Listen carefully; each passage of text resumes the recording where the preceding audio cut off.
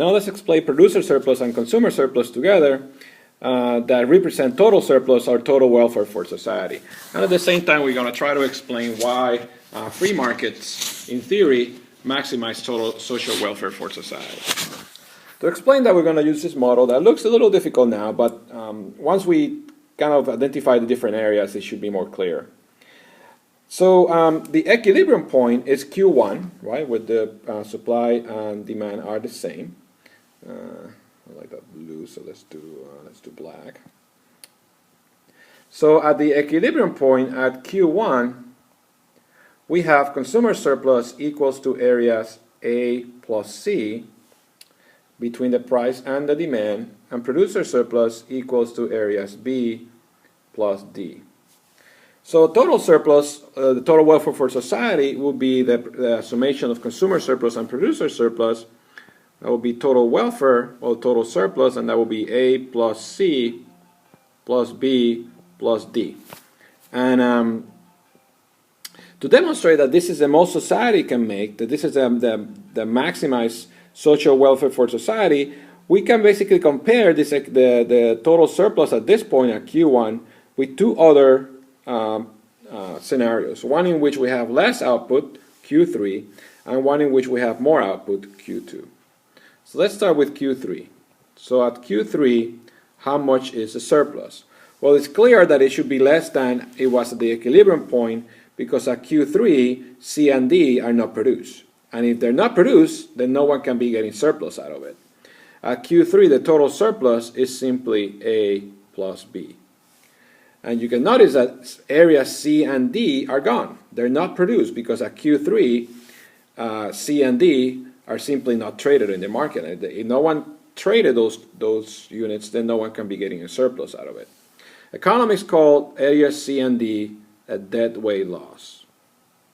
Right? That's a loss to society because someone was getting benefits out of that. Some producers were getting benefits and some consumers were getting benefit, but since those units are not traded, then no one can get benefit anymore. So clearly, any situation, any equilibrium quantity that is below Q1 reduces the total surplus for society. Now what about a quantity that is higher than Q1? Well, it's a little more complex, but let's explain it this way. So from Q1 to Q2, what is happening? Well, society is adding value equal to the area below the demand curve, F plus G, right? Make sure that. So they add value, right? The area below the demand curve tells you how much value.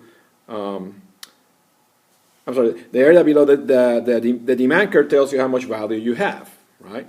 So added value for society, and that is actually G, so right, so that's the area below the demand curve, G. And then the cost is the area below the supply curve, so the added cost for society will be actually areas F plus G. So what's happening here is that the cost that we add when we move from Q1 to Q2, F plus G, is more than the value we add of G. In other words, if you're forced to produce more than Q1, you're going to be forcing producers to produce who are going to have to produce that good at a cost that is higher than what people are willing to pay for that good. So that's what happens when you have more than the equilibrium quantity. Is that you're forcing producers to go into the market to produce a good at a cost that is higher than what people are willing to pay for that good. Again, what people are willing to pay for that good between Q1 and Q2 is G, is the area below the demand curve. And what it costs to produce that extra units between Q1 and Q2 is the area below the supply curve, which is F plus G. So basically, F, no one can cover that with value. Right? The cost that we have, that society incurs in producing those extra units between Q1 and Q2 is more than the people are willing to pay for. So that's also a situation in which our surplus is reduced by area F.